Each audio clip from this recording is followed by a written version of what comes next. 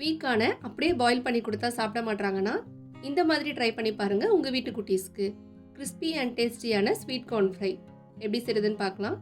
Sweet கார்னை இந்த மாதிரி 3 பீஸாக கட் பண்ணி எடுத்துக்கலாம்.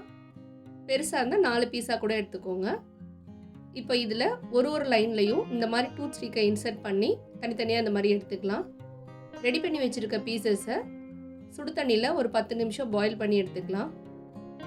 பாயில் பண்ணி எடுத்த ஸ்வீட் கார்னில் 1 டீஸ்பூன் அளவுக்கு கார்ன்ஃப்ளவர் மாவு சேர்த்து இந்த மாதிரி நல்லா கோட் பண்ணி எடுத்துக்கலாம். ரெடி பண்ணி வச்சுருக்க ஸ்வீட் கார்னை ஹை ஃப்ளேமில் 2-3 நிமிஷம் கலர் சேஞ்ச் ஆகிற வரைக்கும் ஃப்ரை பண்ணி எடுத்துக்கலாம். ரொம்ப டீப் ஃப்ரை ஆகணும்னு அவசியம் இல்லை.